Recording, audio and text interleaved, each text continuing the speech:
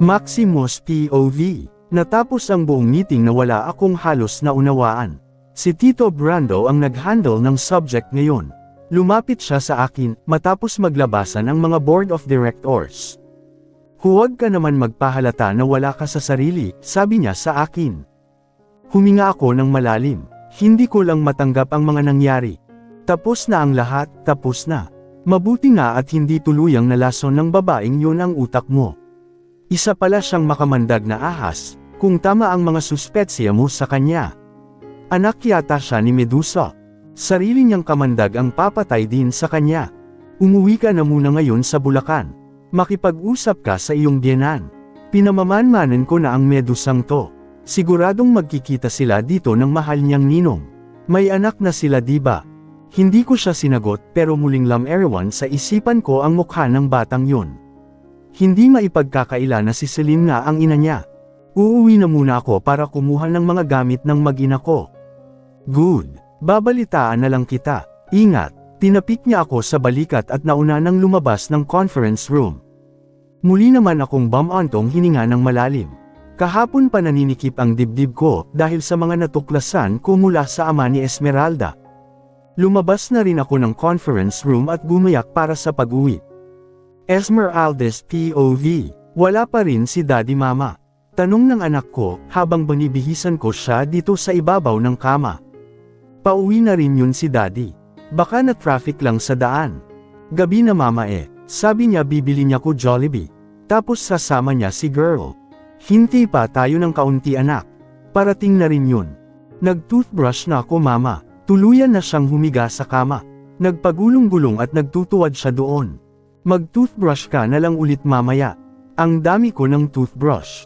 Natawa naman ako sa sinabi niya. Hindi ko na rin alam kung nasaan na ngayon ang ama niya.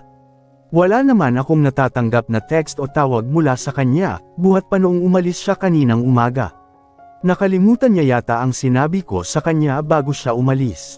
Humanda talaga siya sa akin mamaya. Napalingon ako sa bintana, nang makarinig ako ng ugong ng tila helicopter sa labas. Bigla na lamang lumakas ang kabog ng dibdib ko. Hindi kaya si Maximus na yan? Ang sabi niya ay gagamit siya ng chopper, kapag alang-inang oras na ang pag-uwi niya, para hindi siya maipit sa traffic. Kaagad akong lumapit sa bintana at sumilip sa labas. May airplane mama, mama may airplane. Bigla namang bumalikwas ng bangon ang anak ko, at lumapit din sa akin. Mama tingin din ako, may airplane mama. Wala na, umalis na anak. Binuhat ko rin siya, at hinayaang makasilip din sa labas. Wala naman kaming makitang helicopter na dumaan sa himpapawid. May kadiliman na ang buong paligid at kalangitan. Tanging mga ilaw na lamang sa mga kapitbahay at mga poste sa kalsada, ang nagsisilbing ilaw sa labas. Natatanaw din namin ang dalawang bodyguard sa gate, na lumilingon sa kanang bahagi, kung saan naruroon ang elementary school. Mas lalo pang lumakas ang tibok ng puso ko. Baka nga naririyan na si Maximus. Doon kasi naglalanding ang mga chopper na ginagamit nila Tita Teresa, patungo dito. Nasabi sa akin kanina ni Tita Alona, na ipapaayos na nga raw ni Tita Teresa ang malaking ektarya ng lupa sa likurang bahagi, nitong mga bahay namin. Pagigawaan din daw ng gate at pababakuran na ang kabuuang lupa nito. Doon na raw ang magiging land-in ng mga chopper nila, sa tuwing magtutungo dito. This year lang din daw kasi yan nabili ni Tita Teresa. Wala na mama, wala ng airplane, turan ng anak ko habang nakatanaw pa rin sa labas. Chopper yun anak. Helicopter. Wala na nga kaming marinig na hugong ng helicopter. Helicopter. Ha, si daddy, si girl. Ayun mama, andyan na si daddy.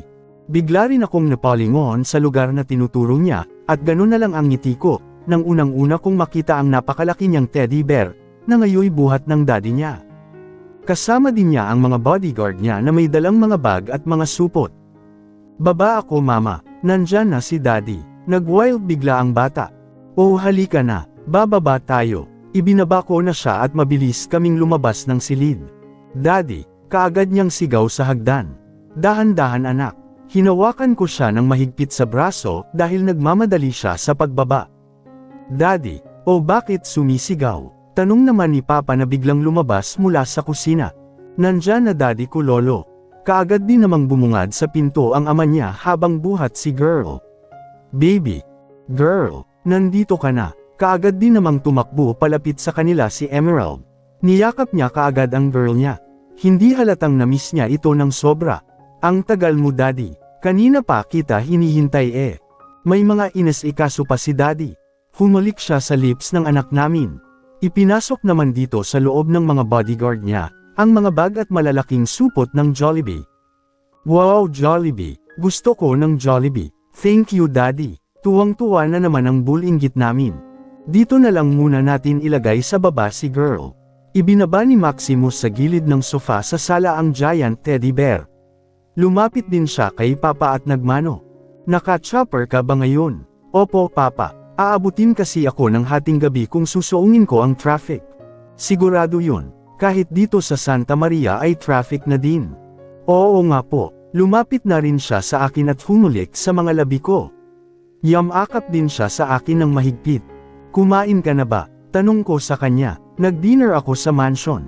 Ikaw ba? Kayo? Tapos na. Kanina ka pa talaga hinihintay ng anak natin.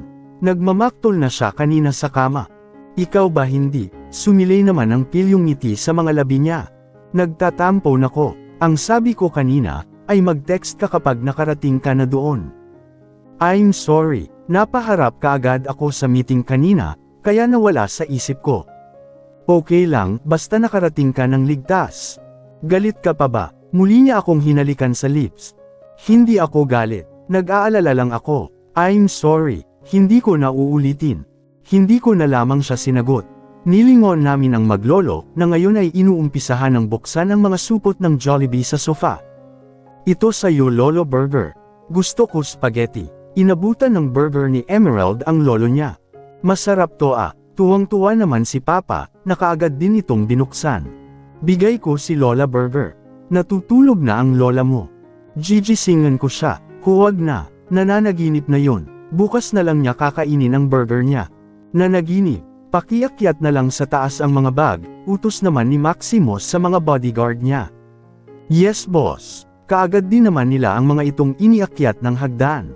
Kumain ka na muna, Maximus. May kanin at ulam pa sa mesa, ani Papa naman kay Maximus. Nag-dinner na po ako pa. Busog pa rin po ako. Nagtungo kami sa sofa at naupo rin. Anak, bigyan mo sila Tita Tonet at Tito Cade, utos ko sa anak namin. Opo, bibigyan ko din po sila ng chicken, saka burger. Akin spaghetti at french fries. Pinagbubuhat niya ang mga pagkaing dadalhin daw niya sa tita niya. Halos hindi naman na niya ito madala. Baka matapan, ani ko sa kanya. Dito mo na lang sa supot ilagay. Mabilis namang kumuha ng supot ang kanyang ama, at ibinukas sa harapan niya. Ako magbibigay daddy, kakatok ako sa pinto nila.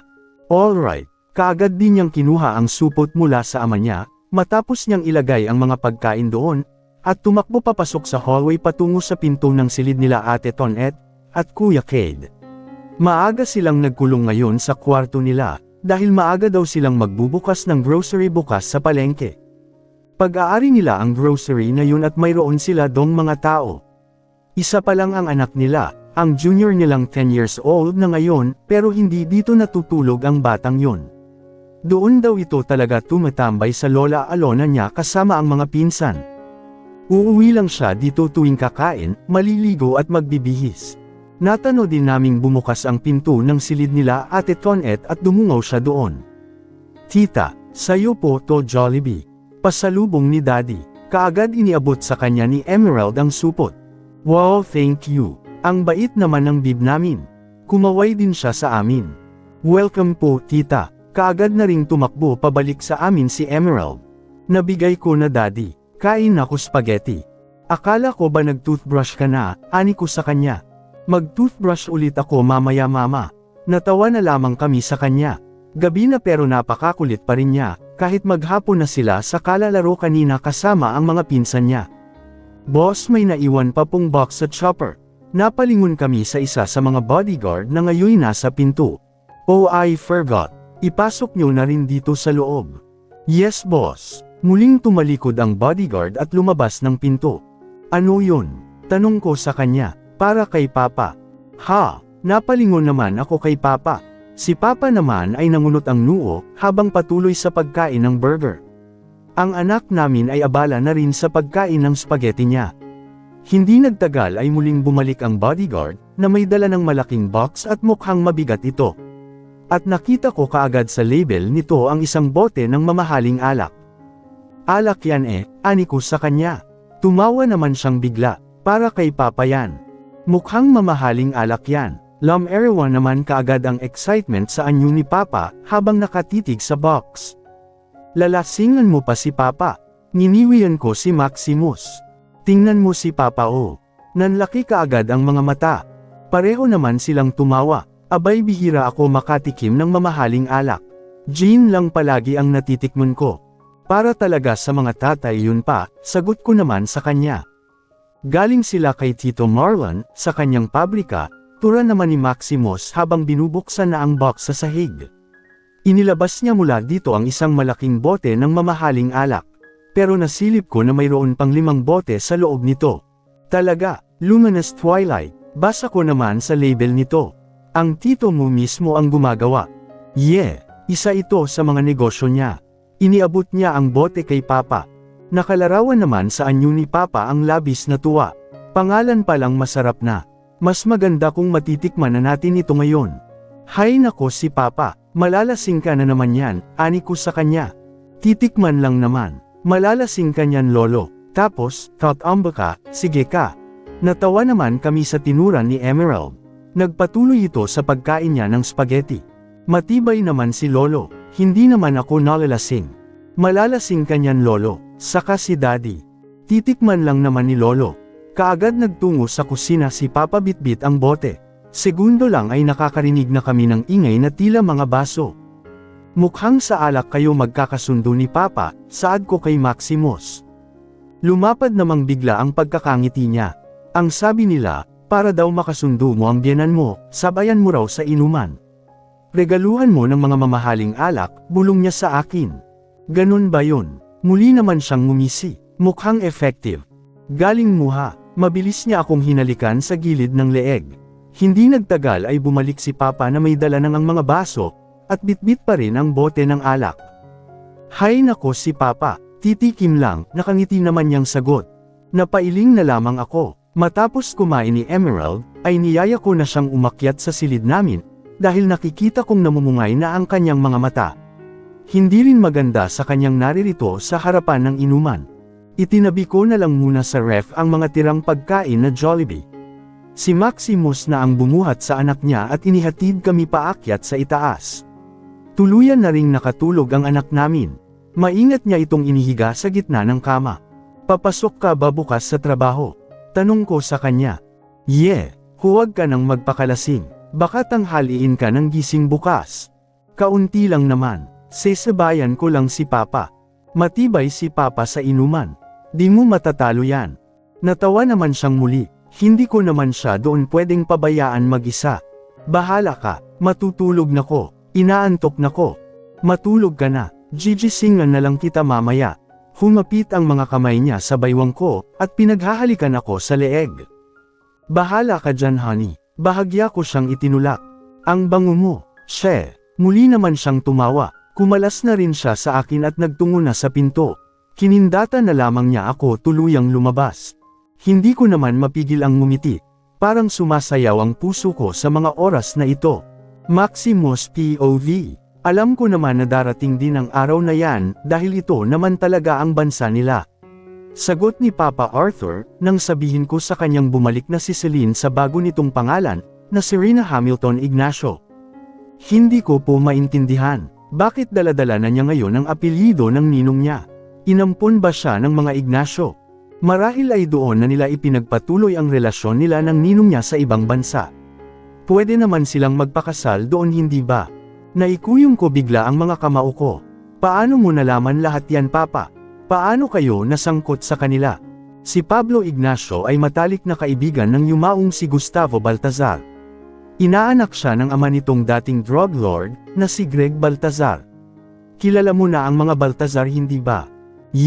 Hindi ako makapaniwala dito. Sa kanila ako kumukuha noon ng ipinagbabawal na gamot para ibenta, para magkapera. Naging kaibigan ko ang ilan sa mga tao nila, pero hindi ako kailanman naging miyembro ng sindikato nila, kahit maraming beses na nila akong hinikayat noon. Sa oras kasi na pumasok ako sa grupo nila, alam kong hinding-hindi na ako makakalabas pa. Payagan man nila ako, alam kong papatayin din nila ako. Minsan ko nang nakita noon, ang madalas na pagsasama nila Pablo Ignacio at Gustavo Baltazar. Maraming beses ko na ring nakitang magkasama sila Pablo at Celine. Ayon sa isa sa mga kaibigan kong tao nila, higit pa sa magninong ang relasyon nilang dalawa, at lingid yun kay Mrs. Carmina Ignacio. Original na asawa siya ni Pablo. Paano naman nila mapapatunayan yun? May mga kumalat na silang video scandal na nakarating kay Carmina. Isang linggo lang ang lumipas, ay nahuli niya ang asawa niya at si Celine na magkapatong sa kama. Ayon sa kaibigan kong nagkwento sa akin, sinadya ni Carmina na imbitahan ang inaanak nilang si Celine sa bahay nila para sa selebrasyon ng kanyang kaarawan. Nag-set up siya ng mga kamera sa bahay nila, na kunyari siyang lasing at nakatulog na pagsapit ng hating gabi. Doon naman nagsimula muli ang init sa pagitan ng magninong, lalo't sila na lamang dalawa ang gising sa mga oras na yon. Nahuli sila ni Carmina sa akto, pero napatay ni Celine ang ninang niya. Pinalo niya ito ng malaking vase sa ulo. Doon na siya tumakas. Hinabol siya ng pamilya ni Carmina para patayin. Hindi malaman ni Pablo kung saan niya itatago ang inaanak niya. Maging siya kasi ay binalak na ring patayin ng pamilya ni Carmina, pati na rin ang ina ni Celine. Ang kaibigan ko ang nagtago kay Celine. Lumapit sila sa akin para humingi ng tulong. Tumanggi ako dahil ayaw kong masangkot sa ganoong klase ng gulo. Mayroong namatay, pero bigla akong inipit ng isa sa mga kaibigan ko dahil sa malaking utang ko sa kanya sa ipinagbabawal na gamot. Pinagbantaan nila akong pakialaman ng anak ko kapag hindi ako sumunod sa kanilang gusto. Hawak pa nila noon ang larawan ni Esmeralda, at binabantayan na nila ang anak ko. Wala na akong ibang magawa kundi sumunod. Binalak nilang lagyan ng isang uri ng ipinagbabawal na gamot ang katawan ni Celine, isang gamot na kayang pahintuan ang tibok ng puso sa loob ng 24 oras. Pinilit nila akong gawin iyon, pati na rin ang pagtusok ng patalim kay Celine sa loob ng isang eskinita. Nang matagpuan siya ng mga tao at ng pulis, para na talaga siyang patay. Dinala siya sa ospital, pero sa totoo, diretso siya sa morgue. May mga kaibigan akong nag-asikaso sa morgue at sila na rin ang nag-cremate sa kunwaring katawan ni Celine.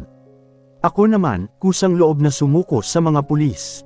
Mahigpit ang pagbabanta nila noon na huwag akong magsasalita, dahil kung hindi, ipapadala nila ang ulo ng anak ko sa akin. Dahil sa lahat ng ito, nagising ako sa mga maling nagawa ko sa buhay. Dahil sa akin, naligay sa panganib ang anak ko. Maximus POV. Hindi ko po alam ang sasabihin ko. Sobrang nakakahiya ang ginawa ko. Nakayuko na lamang ako ngayon sa kinauupuan ko, at hindi ko na magawa pang harapin si Papa Arthur, na kinasuklaman ko noon ng husto. At the same time, isa akong talunan. Hindi ako makapaniwala na ang isang katulad ko, ay naloko lang nila ng ganun kadali. Para akong hindi isang lalaki, na may pangalan, karangyaan at kapangyarihan. Naging bobo akong bigla. Marahil ay nadala ka lang noon sa labis na pagmamahal sa isang babae, kaya hindi mo na naramdaman, na may panloloko na palang nagaganap sa likuran mo. Siya ba ang kauna-unahan mong naging girlfriend? Opo, Papa. Totoong minahal ko siya noon, kaya ganun din ang galit ko sa taong pumatay sa kanya. Pero hindi ko alam na palabas lang pala ang lahat ng iyon, at naiintindihan na kita sa ginawa mo, Papa. Humihingi po ako ng tawad sa inyo. Naiintindihan ko rin bilang lalaki at isang taong nagmamahal. Sadyang ganito siguro ang buhay. Pinaglaruan tayo ng tadhana. Pero gusto ko pong sabihin sa inyo, na nagawa ko man ang bagay na yun sa anak nyo, ako rin ang nasilo sa sarili kong bitag. Dahil umibig ako ng lubos sa inyong anak. Hindi ko alam kung deserve ko pa nga ba ang isang tulad ni Esmeralda. Kaiya-hiya ang isang tulad ko. Tinapik niya ang balikat ko ng maraming beses. Sumumpa ka na sa harapan naming lahat, at naniniwala ako sa iyo. Patawarin niyo po ako, Papa. Hindi ko na napigilan pa ang maging emosyonal, at maiyak ng tuluyan sa harapan niya. Mapatawad sana ako ng inyong anak. Napakalambot ng puso ni Esmeralda. Hindi siya marunong magtanim ng sama ng loob o galit, lalo na kung mahal na mahal niya ang isang tao. Patunayan mo lang sa kanya kung gaano mo siya kamahal, na nagsisisi ka na sa mga nagawa mo. Pagbibigyan ka kaagad ng anak ko. Inagaw ko siya kay Adam. Sinira ko ang maganda nilang relasyon noon. Iniisip ko nga, kung wala kaming anak, siguradong hinding-hindi niya ako pipiliin. Alam kong mahal pa rin niya ang ex-boyfriend niya. Paano mo naman nasabi yan? Nakipaghiwalay na siya kay Adam. Dahil lang po yun sa anak namin. Kung ganun, hindi ka naniniwalang mahal ka ng anak ko. Hindi ako sumagot. Patuloy kong pinunasan ang mga luhang patuloy na pumapatak sa aking pisngi. Kung ano man ang maging desisyon ng anak ko, tanggapin mo na lang. Tutal, ikaw naman ang nagkamali. Pero kung talagang mahal mo siya at gusto mong makuha ang pagpapatawad niya, at pagmamahal niya, pagsikapan mo na lang. Magpakalalaki ka. Tumanggaw-tango ako sa sinabi niya. Tama naman siya, at iyon ang kailangan kong gawin ngayon. Ano nga pala ang gagawin mo ngayong natuklasan mo na ang katotohanan? May pinaplano ka ba? Gusto ko pong makulong ang totoong may kasalanan, para na rin malinis ang pangalan niyo. Tetestigo ako hindi para sa sarili ko, kundi para makamtan ni Carmina ang katarungan. Kung ano man ang mangyari sa akin, ikaw na ang bahala sa anak ko at apo ko. Ipinagkakatiwala ko na sila sa iyo. Panatilihin mo sana silang ligtas. Wala pong mangyayari sa inyo papa. Ipinapangako ko sa inyo iyon. Dinampot niya ang bote at muling sinalina ng alak ang mga baso naming dalawa. Para sa tagumpay, makakamit din natin ang ating mga inaasam at katarungan. Inangat niya ang baso niya at itinaas sa harapan ko. Napakaganda ng pagkakangiti niya habang nakatitig sa akin. Napangiti din ako pero hindi ko pa rin napigil ang maging emosyonal. Dinampot ko rin ang baso ko at nakipag-cheers sa kanya. Sabay din naming tinungga ang aming mga alak. Napakasarap ng hagod. Hayaan mo't magiging maayos din ang lahat. Muli niyang tinapik ang balikat ko. Hindi ko naman na napigilan pang yamakap sa kanya. Maraming salamat papa, isa kang kamangha-manghang ama. Pero hindi ako mabuting tao. Alam ko yan. Ang malaking bahagi ng buhay ko ay gagaw ako. Napakagagaw. Dapat lang talaga sa akin na iwan ako ng mga babae. Bigla akong natawa sa sinabi niya. Naalala ko ang nanay ko. May tanong po ako. Ano yun? Muli siyang kumagat sa burger na ginagawa niyang pulutan. Minahal niyo ba talaga si mommy noon? Bigla naman siyang nasamid na siyang ikinatawa ko. Ano ba namang tanong yan? Bakit nagawa mo pang itanong yan? Wala siyang hinto sa pagubo kaya napainom siyang muli ng alak. Naisip ko lang, minahal ko rin naman talaga ang mommy mo noon, pero katulad ng sinabi ko, isa akong malaking gagaw noon. Walang direksyon ang buhay ko, kaya nararapat lang na iwan nila ako. Kasalanan ko naman. At saka, kung hindi naman nangyari yun, wala ka sana, at wala ring Esmeralda. Tumanggo ako sa sinabi niya. Tama ka papa. Sadyang ito ang kapalaran natin. Walang forever sa mga magulang, pero may forever sa mga anak. Bigla akong napangiti ng malaki sa sinabi niya. Iba yung sayang naramdaman ko ngayon. Salamat po papa. Tagay pa, magiging maayos din ang lahat. Maniwala ka lang at magdasal. Opo, muli naming dinampot ang aming mga baso at nag-cheers sa isa't isa. Sabay din kaming uminom. Esmeralda's POV. Paulit-ulit kong pinunasan ang mga luha ko sa pisngi, matapos kong marinig ang lahat ng mga pinag-usapan nila Papa at Maximus. Ngayon ay malinaw na sa akin ang lahat. Kaya naman pala. Umakyat na akong muli sa silid namin at nahiga sa kama. Hindi ko rin akalain na ganito kalaki ang sakripisyong ginawa ni Papa para sa akin. Nagdusa siya sa kulungan sa mahabang panahon ng dahil sa mga taong yun para mailigtas niya ako. Dapat lang na magbayad sila. Bakit ang papa ko ang inipit nila? Mga wala silang puso. Pumatay pa sila ng tao nang dahil sa kasamaan nila, nang dahil sa kataksilan nila. Natahimik ako nang makaramdam na ako ng mga yabag sa labas. Kaagad kong pinunasan ang mga luha ko sa pisngi at huminga ng malalim. Baka natapos na ang inuman nila ni Papa. Masaya naman ako, dahil umamin siya kay Papa at humingi ng tawad. Nagsabi din siya ng saloobin niya at mga ikinatatakot niya. Mabilis akong nagkumot at humarap sa anak naming, mahimbing pa ring natutulog. Nagkunyari akong natutulog na rin. Naramdaman ko ang pagbubukas at sara ng pinto sa likuran ko. Ramdam ko na ang presensya niya, at mga mahihina niyang yabag dito sa loob. Narinig ko pa ang mahihina niyang pagsinghot. Siguro ay hindi pa rin siya tapos sa pag-iyak niya. Naririnig ko rin ang malalim niyang paghinga. Hindi nagtagal ay naramdaman ko na ang marahang paglundo ng kama sa likod ko. Ramdam ko na ang paghiga niya sa tabi ko. Malakas naman ang tibok ng puso ko sa mga sandaling ito. Hinailan niya ang kumot at pumasok din dito sa loob. Hindi nagtagal ay bumalot na ang braso niya sa akin. Hinailan niya rin ako at inihiga sa isa pa niyang braso. Hinayaan ko naman siya at nagkunyari pa rin akong natutulog. Nalalanghap ko na ngayon ang bango niya. Naramdaman ko ang paglapat ng mga labi niya sa balikat ko. Pinatakan niya ako doon ng masusuyong halik, paakyat sa leeg ko. Napakahigpit din ng pagkakayakap niya sa akin, na parang may nais sabihin. Mahal na mahal kita, honey. Ang isipin ng buhay na wala ka, ay isang bagay na hindi ko kayang gawin. Bulong niya sa batok ko, habang naririnig ko na naman ang mga pagsinghot niya. I have completely and deeply fallen in love with you. My heart longs for you more than words can express. Patuloy siya sa paghalik sa gilid ng leeg ko. Muli ding tumulo ang mga luha ko sa gilid ng aking mga mata. Naisipan ko ng kumilos at umikot paarap sa kanya. May kadiliman ang buong paligid kaya hindi naman niya makikita ang pagluha ko. Lasing ka, bulong ko sa kanya. Iniyakap ko rin sa kanya ang isa kong braso. Hinawakan naman niya ang pisngi ko at bahagyang iniangat, hanggang sa magsalubong na ang aming mga mata. Namumungay na ang kanyang mga mata, pero nababanaag ko dito ang kumikinang niyang mga luha. Hinalikan niya ako sa noo, pababa sa ilong ko hanggang sa mga labi ko. Hinayaan ko naman siya sa mga ginagawa niya. Nalalanghap ko sa kanya ang ininom niyang alak. Muli rin siyang tumitig sa aking mga mata. Hinaplos niya ang aking pisngi. Gusto ko lang humingi ng tawad. Sa lahat ng kasalanang nagawa ko sa iyo. Hindi ko sinasadya. Nakita ko ang pagtulo ng mga luha niya. Sinira ko ang buhay mo.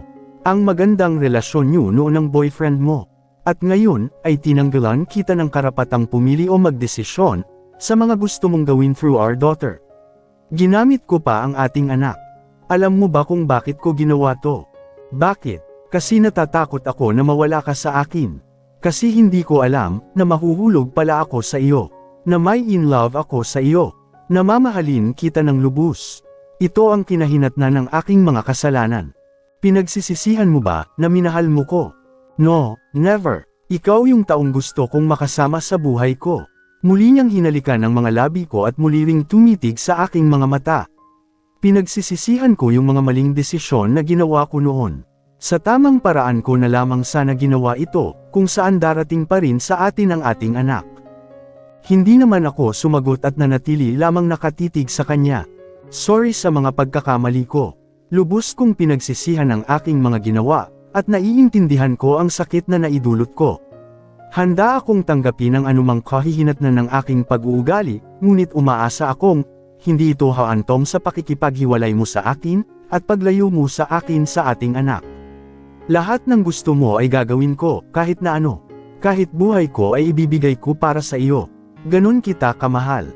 Binigyan ko siya ng munting ngiti. Hinawakan ko rin ang pisngi niya at hinagkan siya sa mga labi niya.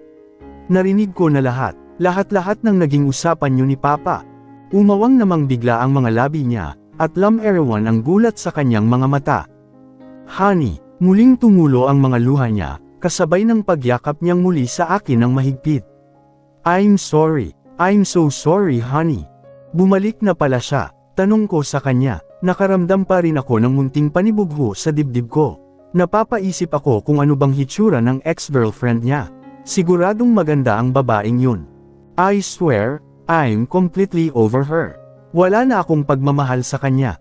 Ang nararamdaman ko lang ngayon ay galit sa kanila, sa ginawa nila.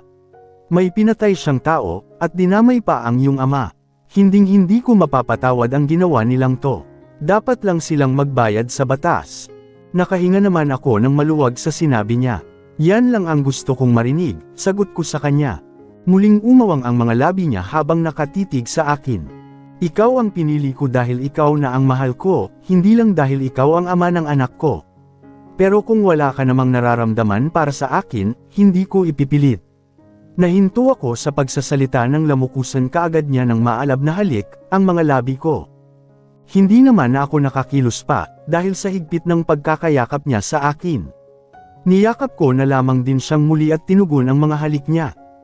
Ramdam ko ang labis na emosyon sa kanya. Pinakawalan niya ang mga labi ko at muling tumitig sa aking mga mata. Sinisigurado ko sa iyo na hinding-hindi ka magsisisi na pinili mo ako. I promise to be a loving husband to you and a great father to our daughter. You have my word on that. Mahal na mahal kita. Muli niyang hinagkan ang mga labi ko, na muli ko ring tinugon. Muli din niya itong pinakawalan at tumitig muli sa akin, mahal mo ba ako? Namungay ng gusto ang kanyang mga mata. Hindi mo alam kung gaano kita kamahalhan. Kuminang ang kanyang mga mata, kasabay ng pagguhit ng napakagandang ngiti, sa mga labi niya. Muli din naming inangkin ang mga labi ng isa't isa.